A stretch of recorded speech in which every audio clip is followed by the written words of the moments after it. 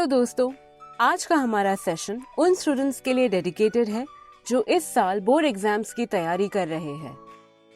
कई students exam के लिए दिन रात मेहनत करते हैं, वो सब कुछ करते हैं जो उनसे हो पाता है, फिर भी कुछ ना कुछ कमी रह जाती है। हमें वो एक्सपेक्टेड मार्क्स या स्कोर नहीं मिल पाती है, या कह ले कि आपके स्कोर्स आपकी कड़ी मेहनत को नहीं दर्शाते हैं। इसका एक मुख्य कारण हमारा पेपर प्रेजेंट करने का तरीका भी हो सकता है। तो आज के सेशन में हम पेपर को कितने अच्छे तरीके से प्रेजेंट कर सकते हैं यह देखेंगे। तो जैसे ही आपको आंसर शीट मिलता है, आप इन चीजों को करना ना भूलें। यह चेक कर ले कि बुकलेट के सारे पेजेस रूल्ड है और प्रॉपर है। उसके बाद फर्स्ट पेज पे सभी इंफॉर्मेशन को करेक्टली फिल करें। पेपर लिखने से पहले आप राइट हैंड साइड में एक छोटा सा मार्जिन बना लीजिए। यह इसलिए इम्पोर्टेंट है कि कभी गलती से पेपर का किनारा फट सकता है और जब आप सप्लीमेंट बांधते हैं तो यहाँ अंदर की तरफ लिखी हुई चीजें ठीक से दिख नहीं पाएगा। अब हम आते हैं एक्चुअल राइटिंग पार्ट पर। यहाँ हमारे पास 2 आंसर बुकलेट्स है साइंस की। हम इनको कंपेयर करते हैं और कुछ डूज यानी कुछ चीजें जो हमें करनी चाहिए और डोंट्स यानी वो चीजें जो नहीं करनी चाहिए वह देखते हैं। दोस्तों, आप ब्लू या ब्लैक बॉल पॉइंट पेन का इस्तेमाल कर सकते हैं और 2 अलग अलग कलर्स वाले पेन से ना लिखें।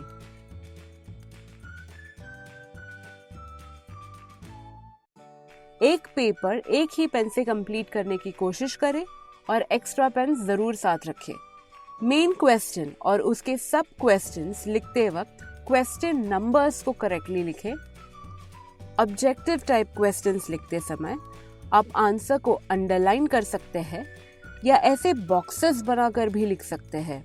ऐसे डिजाइन्स वगैरह ना बनाएं और एक ही पैटर्न फॉलो करें पूरे क्वेश्चन में। कम से कम फर्स्ट पेज में मिस्टेक ना करने की कोशिश कीजिए, क्योंकि फर्स्ट इंप्रेशन ही बेस्ट इंप्रेशन होता है। अब डिस्टिंग्विश बिटवीन या डिफरेंस बिटवीन जैसे क्वेश्चंस को आंसर करते वक्त आपको 2 सेपरेट कॉलम्स बनाकर लिखना है। 2 मार्क्स के लिए कम से कम 4 पॉइंट्स लिखें। एग्जाम्पल्स देना ना भूलें। साइंस जैसे सब्जेक्ट में डायग्राम्स बहुत इंपॉर्टेंट रोल प्ले करते हैं।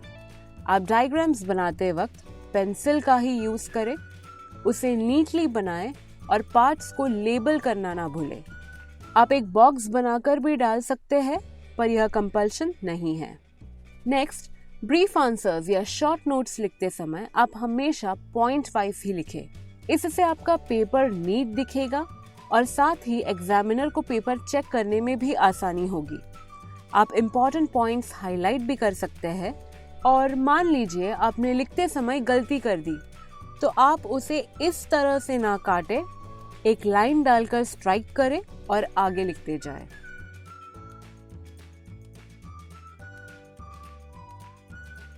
और कभी ऐसा भी क्वेश्चंस पूछे जाते हैं जिसमें हमें रीजन देना होता है, तो आंसर लिखते समय आप स्टेटमेंट को वापस से लिखें और आगे बिकॉज लगाइए, फिर पॉइंट्स लिखना स्टार्ट करें।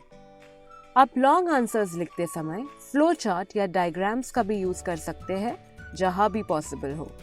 और कभी ऐसा भी हो सकता है कि आपने गलती से पूरा आंसर ही गलत लिख दिया, तो उसे आप इस तरह से ना काटें बल्कि एक डायगोनल लाइन से स्ट्राइक आउट कर दें।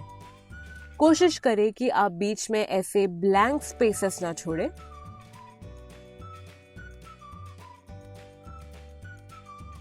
एक और चीज का ध्यान दें कि आप SMS लैंग्वेज नहीं यूज कर रहे हैं, वर्ड्स कंप्लीटली लिख रहे हैं और कोई भी अननेसेसरी इंफॉर्मेशन जैसे कि आपका पर्सनल इंफॉर्मेशन ही सही आप पेपर में नहीं लिख रहे हैं।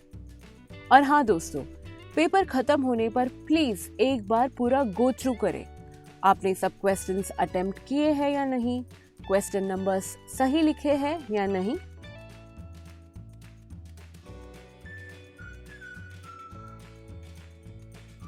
तो दोस्तों, यह कुछ ऐसे पॉइंट्स थे जिसे आपको पेपर प्रेजेंट करते समय याद रखना है। हम आशा करते हैं कि आपको हमारा यह सेशन यूजफुल लगा हो। मिलेंगे हम अगले सेशन में एक और इंटरेस्टिंग टॉपिक के साथ। जाने से पहले वीडियो को लाइक और चैनल को सब्सक्राइब करना ना भूलें। तब तक के लिए देखते रहिए, सीखते रहिए।